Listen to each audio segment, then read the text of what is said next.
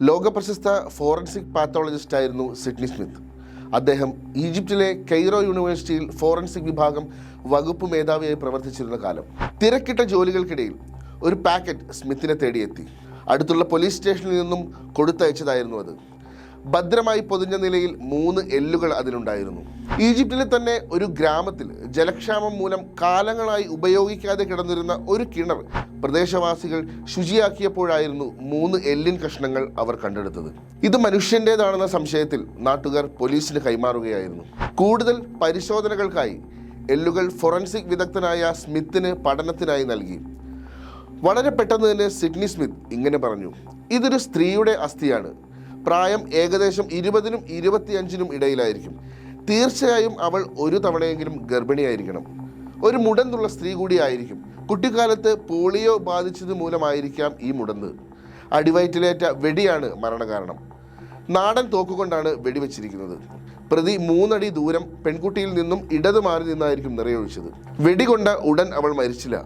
ഒരാഴ്ചയ്ക്ക് ശേഷം വയറ്റിൽ പഴുപ്പ് ബാധിച്ചാണ് മരിച്ചത്. ഏതാനും മാസങ്ങൾക്ക് മുമ്പാണ് മരണം സംഭവിച്ചത്.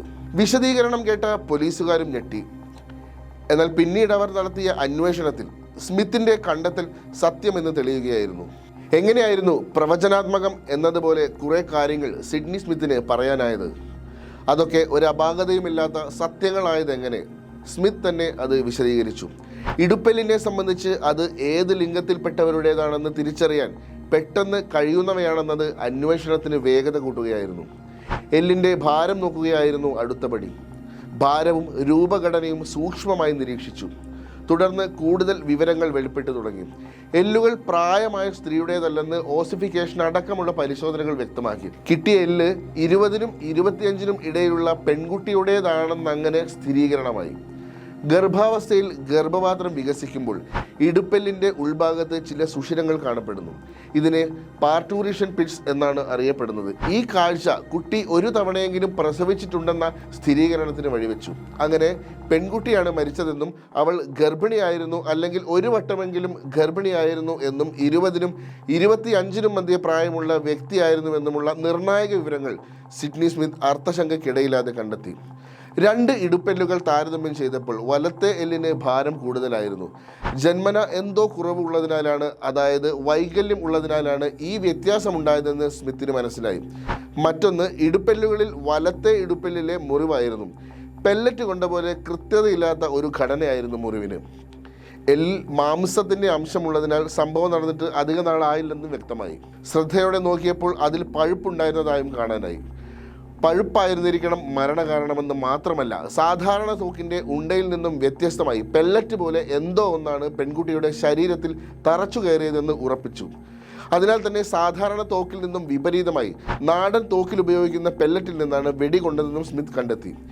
ഈ വിവരങ്ങളെല്ലാം വെച്ച് 25 വയസ്സിനകത്ത് പ്രായമുള്ള ഒരു വട്ടം ഗർഭിണിയായ യുവതിയെ പ്രദേശത്ത് നിന്നും അടുത്തിടെ കാണാതായിട്ടുണ്ടോ എന്നായി പിന്നീട് അന്വേഷണം. അപ്പോഴാണ് 25 വയസ്സ് പ്രായമുള്ള ഒരു പെൺകുട്ടിയെ അടുത്തിടെ കാണാതായിട്ടുണ്ടെന്ന വിവരം ലഭിക്കുന്നത്. ഒരു വ്യത്യാസം എന്തെന്നാൽ കാണാതായ പെൺകുട്ടിക്ക് 2 കാലിലും മുടന്തുണ്ടായിരുന്നു എന്നതാണ്. വിവാഹം കഴിഞ്ഞ് ഭർത്താവിനോട് പിണങ്ങി പിതാവിൻ്റെ കൂടെ താമസിക്കുന്ന പെൺകുട്ടിയായിരുന്നു അത്. തൻ്റെ മകളെ കാണാനില്ലെന്ന് കാട്ടി കുട്ടിയുടെ അച്ഛൻ പരാതിയും നൽകിയിരുന്നു. ഇയാളെ ചോദ്യം ചെയ്യുകയായിരുന്നു അടുത്ത പടി. ചോദ്യം ചെയ്യലിൽ തന്നെ അദ്ദേഹം കുറ്റസമ്മതം നടത്തി. തോക്ക് വൃത്തിയാക്കുന്നതിനിടെ അറിയാതെ വെടികൊണ്ടാണ് മകൾ മരിച്ചതെന്ന് അദ്ദേഹം മൊഴി നൽകി. നാടൻ തോക്കായതിനാൽ പെട്ടെന്ന് വെടിപൊട്ടുകയും പുറംതിരിഞ്ഞു നിൽക്കുകയായിരുന്ന പെൺകുട്ടിക്ക് ആഴത്തിൽ പരിക്കേൽക്കുകയുമായിരുന്നു.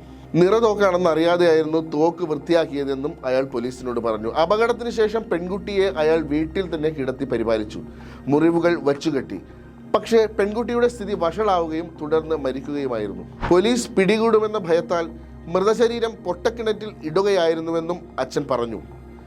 എന്നാൽ പൊട്ടക്കിണർ വൃത്തിയാക്കാൻ നാട്ടുകാർ തീരുമാനിക്കുമെന്ന് സ്വപ്നത്തിൽ പോലും അദ്ദേഹം പ്രതീക്ഷിച്ചിരുന്നില്ല. അങ്ങനെ പഴക്കം ചെന്ന ആ 3 എല്ലുകളിലൂടെ സിഡ്നി സ്മിത്ത് പ്രതിയിലേക്ക് എത്തുകയായിരുന്നു. മോസ്റ്റ്ലി മർഡർ എന്നതിൻ്റെ ആത്മകഥയിലെ 1-ാം അധ്യായത്തിൽ 3 ബോൺസ് എന്ന അധ്യായത്തിലും സിഡ്നി സ്മിത്ത് ഇതിനെ സംബന്ധിച്ച് വിശദീകരിക്കുന്നുണ്ട്. അന്തരിച്ച പ്രശസ്ത ഫോറൻസിക് സർജനായ ഡോക്ടർ ഉമാദത്തനും തൻ്റെ കുറ്റാന്വേഷണത്തിലെ വൈദ്യശാസ്ത്രം എന്ന ഗ്രന്ഥത്തിൻ്റെ 3-ാം അധ്യായത്തിൽ ഫോറൻസിക് മെഡിസിൻ്റെ വ്യാപ്തിയും പങ്കും എന്ന തലക്കെട്ടിൽ ഈ സംഭവം വിശദീകരിക്കുന്നു. ഒരു പ്രഗത്ഭനായ പോലീസ് ഉദ്യോഗസ്ഥന്റെ ജോലി കൂടിയായിരുന്നു സിഡ്നി സ്മിത്ത് ആ 3 എല്ലുകളുടെ പഠനത്തിലൂടെ നടത്തിയത്. തൻ്റെ കടമയ്ക്കപ്പുറം സത്യത്തിനായുള്ള ഒരു ഡോക്ടറുടെ അർപ്പണ മനോഭാവം കൂടിയായിരുന്നു സിഡ്നി സ്മിത്ത് എന്ന ഫോറൻസിക് പാത്തോളജിസ്റ്റിലൂടെ ലോകം കണ്ടത്.